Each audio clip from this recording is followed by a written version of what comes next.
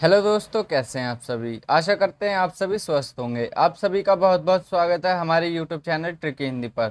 दोस्तों, आज की इस वीडियो में हम बात करने वाले हैं शिक्षण अधिगम के सिद्धांतों के अतिलघु उत्तरीय प्रश्नों के बारे में, जो कि आपके पेपर की दृष्टि से बहुत इंपॉर्टेंट है। और आज की ये हमारी मैराथन क्लास होने वाली है।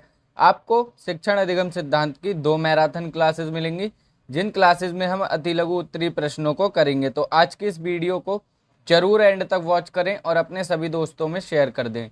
चलिए बिना समय गवाए अपनी इस वीडियो को शुरू करते हैं और बात करते हैं पहले प्रश्न के बारे में। पहला प्रश्न हमसे पूछा गया है, शिक्षण में अभिप्रेरणा का सिद्धांतों का क्या अभिप्राय है। 2016 और 2022 में पूछा गया प्रश्न है, ये रिपीटेड क्वेश्चन है। तो बात करते हैं इस प्रश्न के उत्तर की। उत्तर हो जाएगा हमारा, प्रेषण द्वारा बालक में अभिरुचि पैदा होती है, जिसके फलस्वरूप बालक ध्यानमग्न होकर पढ़ता है। अभिप्रेरणा बालक की ध्यान शक्ति को बढ़ा देती है। तो जो हमारी अभिप्रेरणा होती है उससे बालक में रुचि पैदा होती है और वो बहुत ही ध्यानपूर्वक पढ़ता है और उसकी ध्यान शक्ति भी बढ़ती है।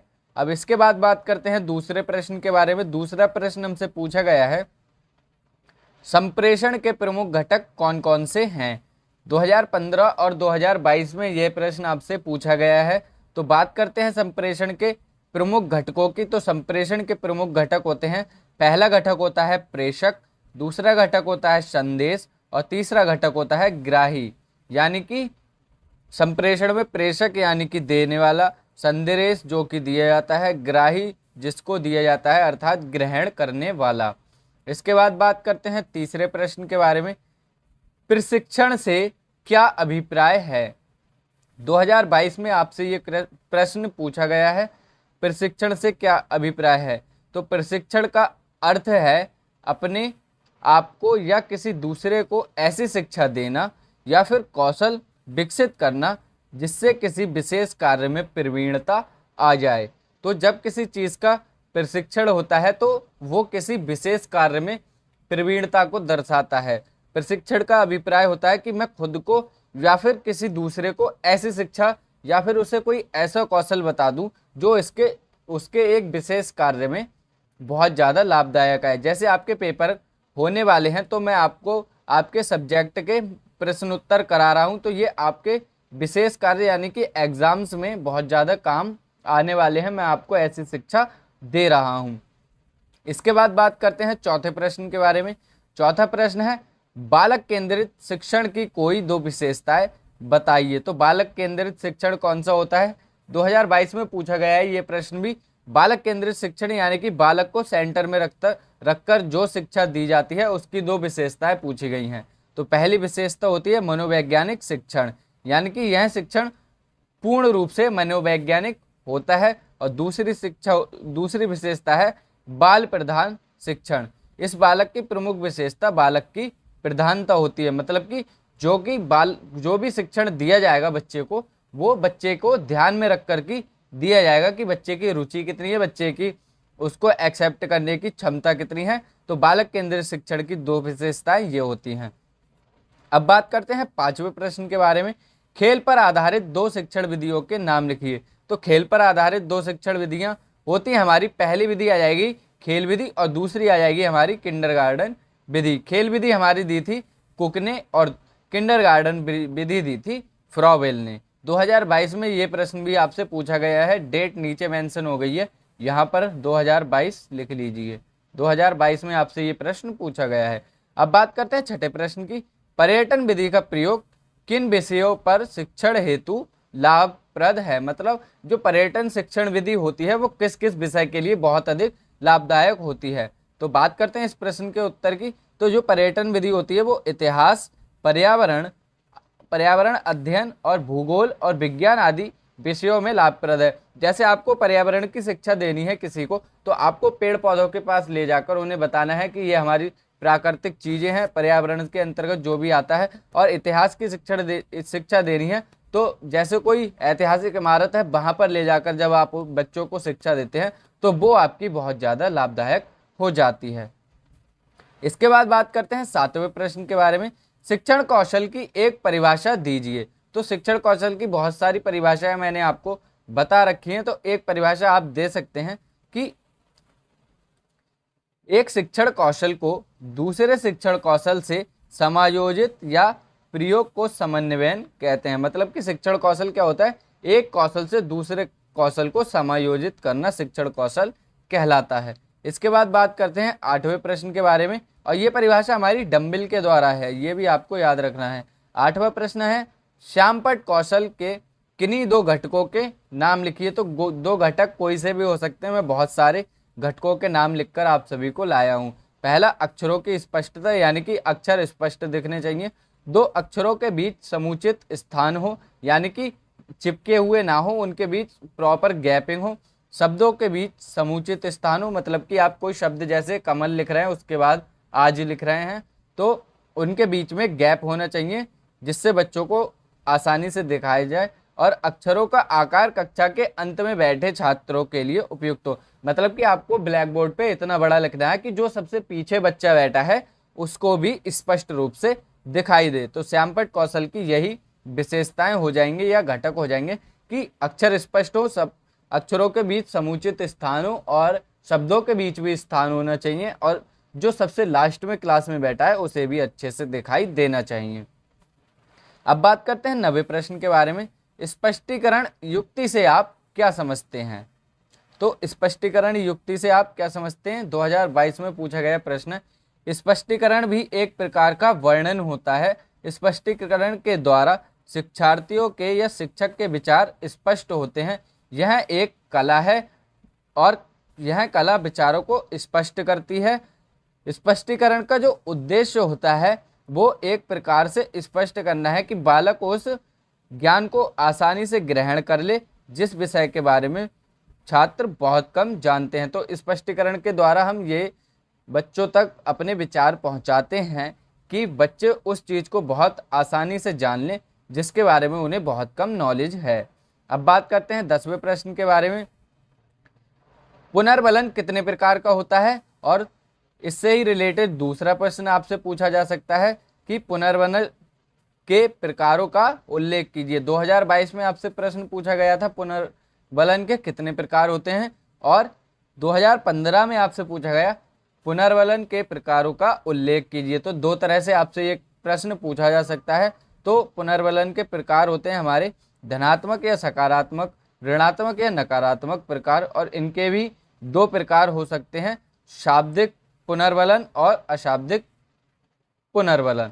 यानी कि जो पुनर्बलन हमारा होता है वो या तो पॉजिटिव होगा या निगेटिव होगा, और इनके भी दो प्रकार हो सकते हैं, शब्दों वाला और बिना शब्दों वाला। अब बात करते हैं 11वें प्रश्न के बारे में।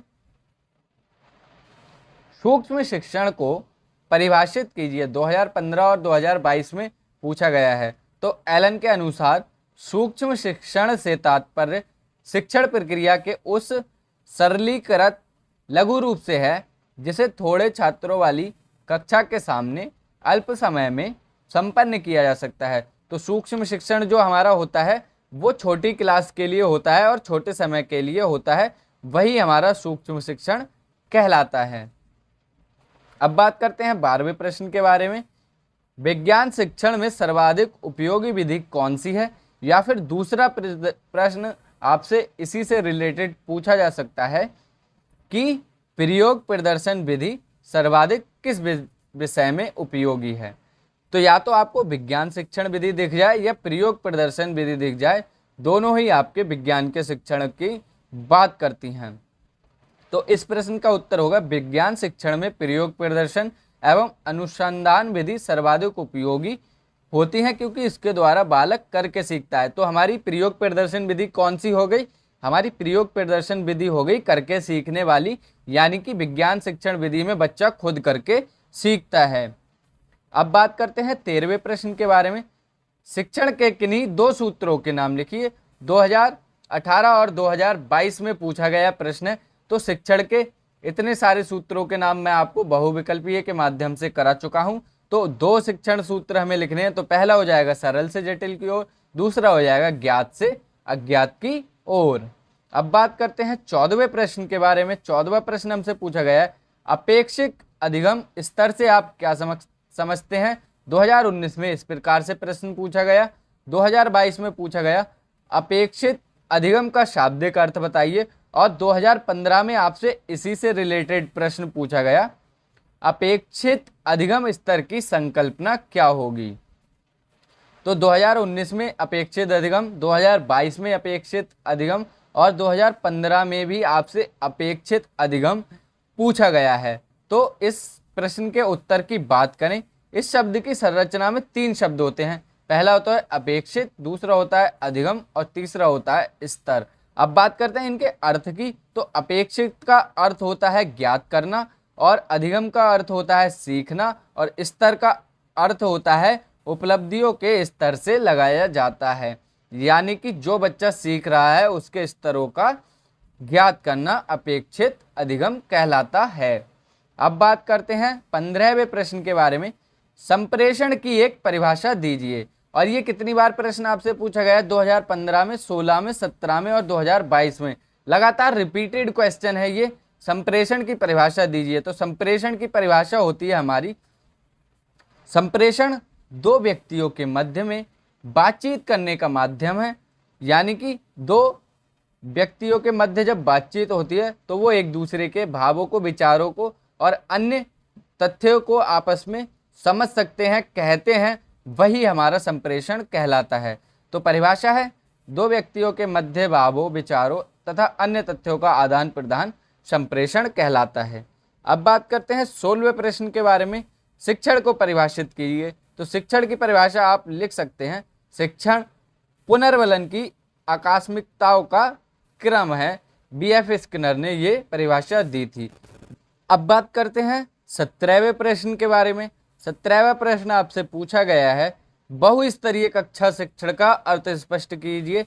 या फिर दूसरी तरीके से आपसे प्रश्न ये पूछा जा सकता है बहुस्तरीय कक्षा शिक्षण का अर्थ स्पष्ट कीजिए। तो 2019, 2015 और 2018 में आपसे ये प्रश्न पूछा गया है। तो बहुस्तरीय कक्षा से क्या आशय है, या फिर उसके बहुस्तरीय कक्षा शिक्षण से क्या स्पष्ट होता है, आइए जानते हैं। बहुस्तरीय कक्षा शिक्षण से आशय ऐसे शिक्षण से है जिसमें 2 या 2 से अधिक कक्षाओं के बालकों को एक साथ उनकी वैयक्तिक रुचियों तथा आवश्यकताओं को ध्यान में रखकर शिक्षा दी जाती है। तो बहुस्तरीय कक्षा होती क्या है? जिसमें दो क्लास के बच्चों को या फिर 2 से अधिक क्लास के बच्चे हो सकते हैं, और उन बच्चों की रुचि का मतलब कि उनकी अलग अलग विषयों में रुचि हो सकती है। तो जिसकी एक सभी विषय में, मतलब एक ऐसा विषय जिसकी सभी में रुचि हो, उसका शिक्षण दिया जा सकता है और उनकी आवश्यकताओं को ध्यान में भी रखा जाता है। वही शिक्षण हमारा बहुस्तरीय शिक्षण कहलाता है। एक बार फिर से जानते हैं। तो बहुस्तरीय शिक्षण हमारा ऐसा होता है जिसमें 2 या 2 से अधिक कक्षाओं के बालक सम्मिलित होते हैं, उनकी वैयक्तिक रुचियों तथा आवश्यकताओं को ध्यान में रखकर शिक्षा दी जाती है। अब बात करते हैं 18वें प्रश्न के बारे में। 18वां प्रश्न है किन्हीं 2 शिक्षण सिद्धांतों का उल्लेख कीजिए। तो शिक्षण सिद्धांत 2 हमारे कौन से हो सकते हैं, आइए जानते हैं। 2019 में पूछा गया प्रश्न है क्रियाशीलता या करके सीखने का सिद्धांत। इस सिद्धांत में छात्र सीखने के लिए क्रियाशील होना अति आवश्यक है। यानी कि क्रियाशीलता का सिद्धांत होता है वो सिद्धांत होता है जिसमें छात्र क्रियाशील होता है। फिर होता है रुचि का सिद्धांत। इस सिद्धांत के अनुसार शिक्षण कार्य करते समय शिक्षक को छात्र की रुचि का सर्वप्रथम पता लगाना चाहिए। तो पहला हो जाएगा हमारा क्रियाशीलता का सिद्धांत, यानी कि छात्र को क्रियाशील होना अति आवश्यक है। फिर हो जाएगा रुचि का सिद्धांत, यानी कि जब हम एक टीचर के तौर पर काम कर रहे हैं और हमें छात्र की रुचि का विशेष तौर पर ध्यान रखना है कि छात्र की रुचि सर्वप्रथम किस चीज में है। इसके बाद बात करते हैं 19वें प्रश्न के बारे में। प्रभावी संप्रेषण के 2 तरीके बताइए। यानी कि प्रभावी संप्रेषण किस प्रकार से हो सकता है। 2019 में आपसे यह प्रश्न भी पूछा गया है। शिक्षण के उद्देश्य तथा विशिष्ट उद्देश्य होने चाहिए। यानी कि जो शिक्षण के उद्देश्य हैं वो विशिष्ट उद्देश्य होने चाहिए। पाठ की तैयारी शिक्षक को पूर्व में ही कर लेनी चाहिए। तो हमें क्या पढ़ाना है, क्या बताना है बच्चों को, क्या जानकारी देती है, इस सब की तैयारी हमें पहले से ही कर लेनी चाहिए। और उसके उद्देश्य जो होने चाहिए वो बहुत ही स्पेशल होने चाहिए। अब बात करते हैं 20वें प्रश्न की, शिक्षण सूत्रों से होने वाले 2 लाभ भी बताइए। तो शिक्षण सूत्रों के 2 लाभ होते हैं, पहला होता है शिक्षण मनोवैज्ञानिक होता है और शिक्षण प्रभावी होता है। यानी कि जब हम सूत्रों के प्रयोग, शिक्षण सूत्रों के प्रयोग से कोई भी शिक्षण करते हैं तो वो मनोवैज्ञानिक रूप से कार्य करते हैं और उससे हमारा जो शिक्षण होता है वो बहुत ही प्रभावी, बहुत ही इफेक्टिव हो जाता है। अब बात करते हैं 21वें प्रश्न के बारे में, प्रकृति का अनुसरण सूत्र से क्या तात्पर्य है। 2019 में आपसे ये प्रश्न पूछा गया है कि प्रकृति का अनुसरण, इस सूत्र का तात्पर्य क्या होता है। तो आइए जानते हैं इस प्रश्न का उत्तर। इस प्रश्न का उत्तर हो जाएगा, प्रकृति शिक्षण सूत्र के अनुसार प्रकृति को माध्यम बनाकर बालकों को शिक्षण प्रदान करना ही प्रकृति का अनुसरण सूत्र कहलाता है। यानी कि ये ऐसा होता है शिक्षण जिसमें प्रकृति को ही माध्यम बनाकर हम बच्चों को शिक्षा प्रदान करते हैं। अब बात करते हैं 22वें प्रश्न के बारे में, प्रश्नोत्तर प्रविधि के 2 लाभ बताइए। यानी कि प्रश्नोत्तर जो हमारी विधि होती है उसके 2 लाभ क्या हो सकते हैं। 2019 में आपसे पूछा गया है ये प्रश्न। तो छात्र जब भी प्रश्न पूछता है तथा प्रश्नों के उत्तर भी देता है, इससे उसमें विश्वास की भावना जागृत होती है तथा उसकी संकोच करने की प्रवृत्ति भी समाप्त हो जाती है। मतलब कि जो बच्चे झिझकते हैं बहुत प्रश्न पूछने से, तो जब हम प्रश्नोत्तर विधि का प्रयोग करेंगे तो उनमें एक विश्वास आ जाएगा कि मैं इस प्रश्न का उत्तर दे सकता हूं, या फिर मुझे ये समझ में नहीं आया तो मैं सर से पूछ लूं या मैम से पूछ लूं। छात्रों में रुचि व जिज्ञासा बनी रहती है जिससे वह ज्ञान सरलता से प्राप्त कर सकते हैं। तो दूसरा इसका लाभ ये हो जाता है कि उनमें रुचि आ जाती है किसी भी सब्जेक्ट में, जब वो प्रश्नोत्तर करने लगते हैं और उन्हें ज्ञान प्राप्त करने में बहुत ही सरलता होती है। इसके बाद बात करते हैं 23वें प्रश्न के बारे में, शिक्षण में खेल प्रविधि का महत्व बताइए। तो खेल विधि कौन सी है, मैंने आपको बताया था कि यूरोप के प्रसिद्ध शिक्षा शास्त्री थे कॉलवेल्ड कुक, उन्होंने ही खेल विधि दी थी। उनका मत है कि खेल प्रविधि बहुत ही महत्वपूर्ण प्रविधि है। जो बालक खेल के द्वारा ज्ञान अर्जित करता है वह सुदृढ़ होता है। इससे बालक बिना किसी दबाव के सहज ही शिक्षा प्राप्त कर लेते हैं। तो खेल प्रविधि का महत्व यही होता है कि ये इतनी महत्वपूर्ण विधि होती है कि बच्चा जो खेल खेल में सीख लेता है वो उसे बहुत लंबे टाइम तक याद रहता है और वो बहुत ही आसानी से शिक्षा को ग्रहण कर सकते हैं। इसके बाद बात करते हैं 24वें प्रश्न के बारे में, बालक केंद्रित शिक्षण तथा शिक्षण केंद्रित शिक्षण में अंतर बताइए।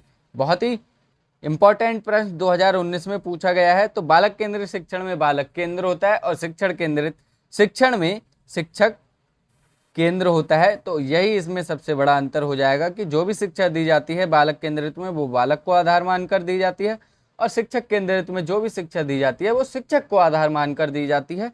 24वें प्रश्न का सही उत्तर हो जाएगा। तो मैं आशा करता हूं आपको वीडियो अच्छी लग रही होगी। वीडियो को लाइक कर देना, चैनल को सब्सक्राइब कर लेना। अब बात करते हैं 25वें प्रश्न के बारे में, निदानात्मक एवं उपचारात्मक शिक्षण में अंतर स्पष्ट कीजिए। तो निदानात्मक और उपचारात्मक शिक्षण में क्या अंतर होता है वही हमें बताना है।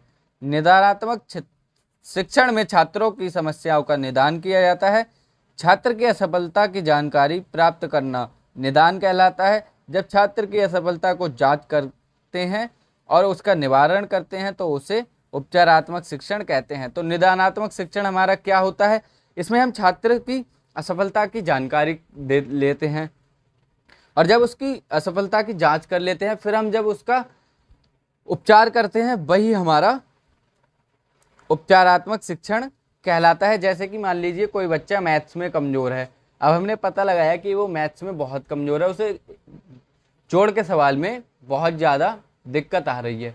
तो हमने जो जोड़ के सवाल उसको सिखाने के लिए उसका मैथ को सॉल्व करने में जो निवारण किया वही हमारा उपचारात्मक शिक्षण हो जाएगा। और हमने जो पता लगाया कि इसकी असफलता का कारण क्या है तो वो हमारा निदानात्मक के अंतर्गत आता है।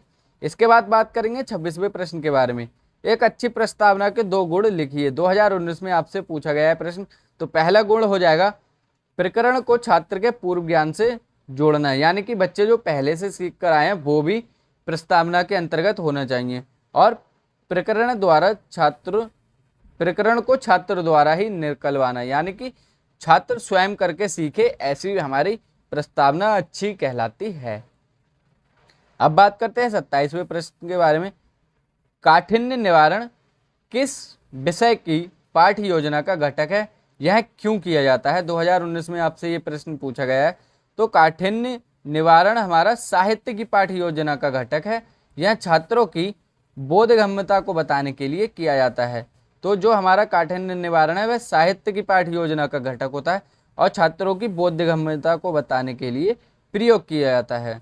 अब बात करते हैं 28वें प्रश्न की। गणित किट के किन्हीं दो उपकरणों के नाम लिखिए। तो बहुत ही सरल प्रश्न है, 2019 में आपसे ऐसा ही प्रश्न पूछा गया था। तो जो गणित की किट होती है उसके दो उपकरण आप कोई भी लिख सकते हैं। मैंने लिखा है स्केल और चांदा। तो आप सभी इन दो के नाम भी याद कर सकते हैं, या फिर प्रकार हो जाएगा तीसरा, यानी कि जो हमारा प्रकार होता है जिसमें दो नोक होती हैं वो। इसके बाद बात करते हैं 19वें प्रश्न के बारे में। शिक्षण अधिगम सामग्री के रख रखाव में क्या सावधानी रखनी चाहिए? तो शिक्षण सामग्री के रख रखाव में सावधानी होनी चाहिए हमारी कि हमें अच्छी वस्तुओं का उपयोग करना चाहिए, उन्हें उचित स्थान पर रखना चाहिए, कीड़ों से बचाना चाहिए, सफाई का विशेष तौर पर ध्यान रखना चाहिए, एक उनका अलग से कक्ष होना चाहिए और मरम्मत भी उनकी अच्छे से होना चाहिए, आच्छादन रखना चाहिए और उनके प्रयोग में हमें सावधानी भी बरतनी चाहिए। इसके बाद बात करते हैं 30वें प्रश्न के बारे में। शिक्षण के कोई दो उद्देश्य। 2015, 16, 17, 18 4 साल लगातार आपसे ये प्रश्न रिपीट हुआ है। तो शिक्षण के दो प्रमुख उद्देश्य क्या हो सकते हैं? तो पहला तो हमारा हो जाएगा क्रियाशीलता का विकास और दूसरा हो जाएगा मानसिकता का विकास, यानी कि बच्चों की मानसिक क्षमता का विकास करना शिक्षण के उद्देश्य के अंतर्गत आएगा और बच्चों क्रियाशील हो जाए, ये भी हमारा शिक्षण के उद्देश्य के अंतर्गत आ जाएगा। इसके बाद बात करते हैं 31वें प्रश्न के बारे में। उपचारात्मक शिक्षण से आप क्या समझते हैं अथवा उपचारात्मक शिक्षण किसे कहते हैं? 2015 और 2018 में आपसे प्रश्न पूछा गया है। तो मैंने आपको अभी बताया, उपचारात्मक शिक्षण वह शिक्षण होता है जिसके माध्यम से छात्र की शिक्षा संबंधी त्रुटियों को दूर किया जाता है और छात्रों की कमजोरियों का पता लगाकर उसे सीखने में आ रहे बाधक तत्वों को दूर किया जाता है। तो उपचारात्मक शिक्षण हमारा वो होता है जिसमें हम छात्र को शिक्षा से संबंधित जो जो गलतियां हो रही हैं उनका पता लगाएंगे और उनकी कमजोरियों का पता लगाकर उन्हें सीखने में जो बाधा बन रहा है उस तत्व को दूर करना ही हमारा उपचारात्मक शिक्षण के अंतर्गत आ जाता है। अब बात करते हैं 32वें प्रश्न के बारे में। शिक्षण अधिगम सामग्री से क्या अभिप्राय है? तो शिक्षण अधिगम सामग्री हमारी क्या होती है? 2017 और 2018 में आपसे ये प्रश्न पूछा गया है। तो शिक्षण अधिगम सामग्री हमारी होती है जिनका प्रयोग बालक की ज्ञानेंद्रियों को अभिप्रेरित करने के लिए किया जाता है, शिक्षण अधिगम सामग्री कहलाती हैं। तो कौन सी सामग्री? जिनसे बच्चे की ज्ञानेंद्रियां अभिप्रेरित हो, मन की, जिससे कि ज्ञानेंद्रियां हमारी अभिप्रेरित यानी कि मोटिवेशन मिलता है, ज्ञानेंद्रियों को पढ़ने में रुचि उत्पन्न होती है, वही हमारी शिक्षण अधिगम सामग्री कहलाती हैं। कहानी कथन प्रविधि के उद्देश्य क्या हैं? तो कहानी कथन प्रविधि के प्रमुख उद्देश्य होते हैं कल्पना शक्ति का विकास करना और उनके तर्क शक्ति का विकास करना ही हमारा कहानी कथन प्रविधि का प्रमुख उद्देश्य होता है। 2018 में आपसे ये प्रश्न पूछा गया है कि कहानी कथन प्रविधि के क्या उद्देश्य होते हैं। तो कहानी कथन प्रविधि एक प्रकार की विधि है, इसका उपयोग छात्रों की कल्पना शक्ति और तर्क शक्ति का विकास करना ही होता है। अब बात करते हैं 34वें प्रश्न के बारे में। विवरण प्रविधि से आप क्या समझते हैं? 2018 में आपका ये प्रश्न भी पूछा गया है। विवरण शिक्षण या सूचना देने की एक महत्वपूर्ण प्रविधि है। विवरण की कला प्रत्येक शिक्षक में जन्मजात पाई जाती है। तो जो विवरण शिक्षण होती है वो सूचना देने की एक महत्वपूर्ण विधि होती है और जो ये विधि होती है वो प्रत्येक शिक्षक में जन्मजात होती है। अब बात करते हैं 35वें प्रश्न के बारे में। शिक्षण में रुचि के सिद्धांत से क्या अभिप्राय है? 2018 का प्रश्न है। तो छात्रों को आकर्षक व आनंदमय कार्यक्रम के माध्यम से शिक्षा देना ही रुचि का सिद्धांत कहलाता है। इसके बाद बात करते हैं 36वें प्रश्न के बारे में। संप्रेषण के प्रकार कौन कौन से हैं? 2017-2018 में आपसे ये प्रश्न पूछा गया है। तो संप्रेषण के प्रकार हमारे हो सकते हैं शाब्दिक यानी कि शब्दों के माध्यम से और दूसरा हो जाएगा अशाब्दिक। अब बात करते हैं शाब्दिक के कौन कौन से माध्यम हो सकते हैं। तो मौखिक यानी कि मुंह से शब्दों के द्वारा बोलकर, लिखित यानी कि लिखकर शब्दों के माध्यम से, और अशाब्दिक हमारे कौन से हो सकते हैं? वाणी संप्रेषण मुख मुद्रा व चक्षु संप्रेषण और स्पर्श संप्रेषण। इसके बाद बात करते हैं 37वें प्रश्न के बारे में। शिक्षण में प्रश्नोत्तर प्रविधि का क्या महत्व है? बहुत बार ये प्रश्न आपका आ चुका है।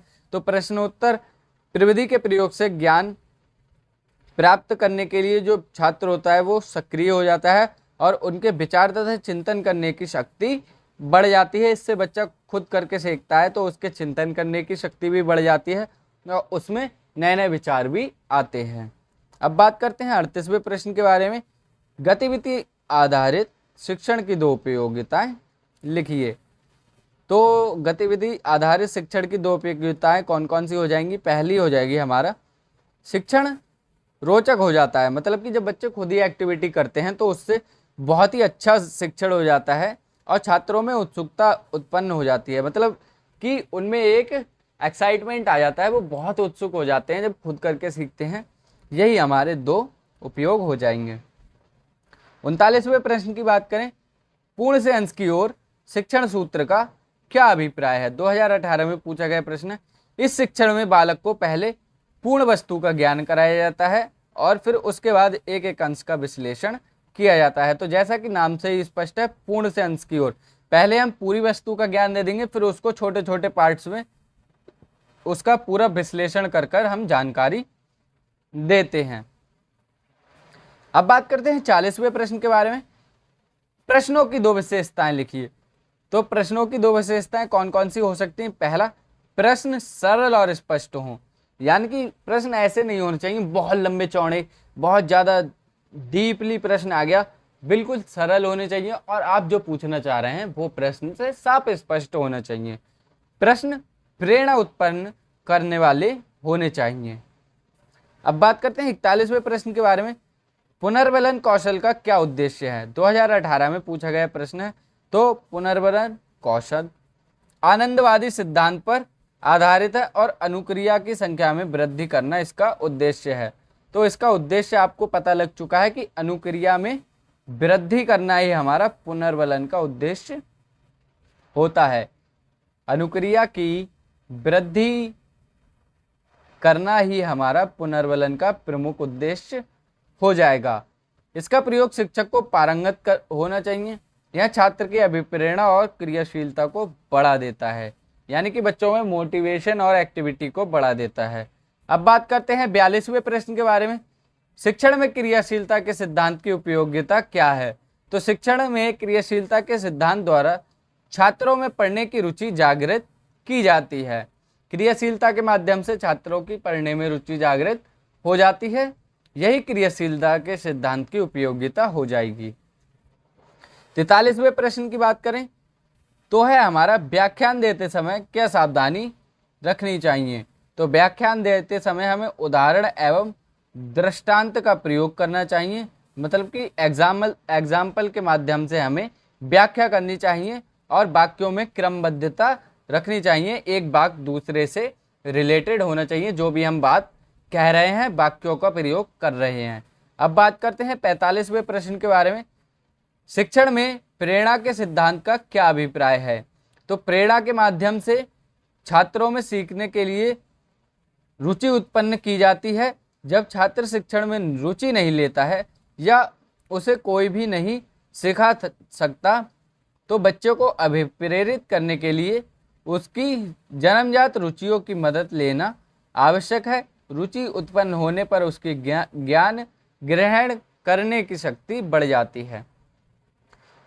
तो प्रेरणा का सिद्धांत हमारा हो जाएगा कि जब बच्चा सीखना नहीं चाहता या फिर किसी भी चीज़ में शिक्षण में रुचि नहीं ले रहा है तो उसे अभिप्रेरित करने के लिए उसकी जन्मजात रुचियों को जानते हैं हम, और वही हमारी प्रेरणा के सिद्धांत में आ जाती है और इसके माध्यम से उनमें पढ़ने के लिए रुचि उत्पन्न की जा सकती है। अब बात करते हैं 46वें प्रश्न के बारे में। मूर्त से अमूर्त शिक्षण सूत्र क्या होता है या मूर्त से अमूर्त शिक्षण सूत्र से क्या आशय है? 2017 में आपसे ये प्रश्न पूछा गया है।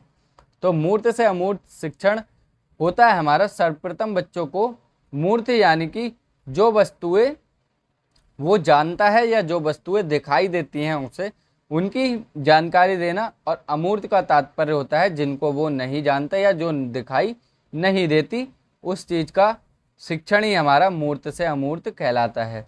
तो मूर्त से अमूर्त शिक्षण इस तथ्य पर बल देता है, सर्वप्रथम बच्चों को मूर्त वस्तुओं का ज्ञान करना चाहिए, तत्पश्चात अमूर्त तथ्यों का ज्ञान कराना चाहिए। तो ऐसी वस्तुएं जो कि दिखाई देती हैं और जो दिखाई नहीं देती उनका हमें बाद में ज्ञान कराना चाहिए। जो बच्चे जानते हैं पहले उनकी जानकारी देना चाहिए। अब बात करते हैं 47वें प्रश्न के बारे में। निदानात्मक परीक्षण किसे कहते हैं? 2017 में आपसे ये प्रश्न पूछा गया है। तो निदानात्मक परीक्षण किसी भी रोग का निदान करना है या किसी भी प्रकार की कठिनाई आने पर उसकी सहायता प्रदान करना निदानात्मक परीक्षण के अंतर्गत आता है। निदानात्मक परीक्षण से तात्पर्य किसी रोग का निदान करना है। जिस प्रकार छात्र किसी रोग का निदान करता है, छात्र नहीं चिकित्सक यानी कि डॉक्टर किसी रोग का निदान करता है, उसी प्रकार एक शिक्षक भी छात्रों की समस्याओं का उपचार करता है, उसकी विषयगत समस्याएं तथा अधिगम संबंधी त्रुटियों का निदान करता है। तो निदानात्मक परीक्षण सीधे सीधे शब्दों में आपको याद रखना है कि आपको पढ़ने में जो भी दिक्कत आ रही है, आपके टीचर आपको वो चीज़ सिखाने में जो सहायता प्रदान करते हैं, आपकी समस्याएं दूर करते हैं, वही हमारी निदानात्मक परीक्षण में आ जाएंगी। अब बात करते हैं 48वें प्रश्न के बारे में। बहुस्तरीय शिक्षण का उद्देश्य क्या है? तो जब 2 या 2 से अधिक कक्षाओं के बच्चे एक साथ बैठकर पढ़ते हैं, वही हमारी बहुस्तरीय कक्षा कहलाती है। अब इसके उद्देश्य जानते हैं। शिक्षण प्रक्रिया को सुचारू रूप से चलाना। मान लीजिए किसी क्लास के 2 टीचर एब्सेंट हैं, तो आपने सभी क्लास के बच्चों को एक साथ पढ़ाया, इससे शिक्षण प्रक्रिया हमारी चलती रहेगी। विद्यालय में अनुशासन बनाए रखना। तो जाहिर सी बात है, जब बच्चे क्लास में खाली बैठे होंगे तो वो शोर मचाएंगे, तो अगर आपने उन्हें अपनी क्लास में बिठा लिया तो उससे अनुशासन बना रहेगा। शैक्षिक समस्याओं का समाधान करना। और फिर इसके बाद है हमारा छात्रों में समय के सदुपयोग की आदत डालना, छात्रों में सृजनात्मक शक्ति का विकास करना। तो बहुस्तरीय शिक्षण का उद्देश्य होता है कि हमारी शिक्षण प्रक्रिया जो होती है वो सुचारू रूप से चलती रहे, विद्यालय में अनुशासन बना रहे, बच्चों को समय की कैसे कदर करनी है या फिर सदुपयोग करना है उसकी आदत पड़ जानी चाहिए, उनकी सृजनात्मक शक्ति का विकास हो जाए और शैक्षिक समस्याओं का समाधान हो जाए। अब बात करते हैं 49वें प्रश्न के बारे में। खेल पर आधारित किन्हीं 2 शिक्षण पद्धतियों का उल्लेख कीजिए। 2015, 16, 17 में आपसे यह प्रश्न पूछा गया है। तो 2 विधियों में हमारी पहली विधि हो जाएगी किंडरगार्टन विधि और दूसरी हो जाएगी हमारी मॉन्टेसरी विधि। 49वें प्रश्न के सही उत्तर आप सभी को अच्छे से समझ में आए होंगे। अब बात करते हैं 50वें प्रश्न के बारे में। शिक्षण में प्रश्नोत्तर विधि का क्या महत्व है? 2017 में आपसे ये प्रश्न भी पूछा गया।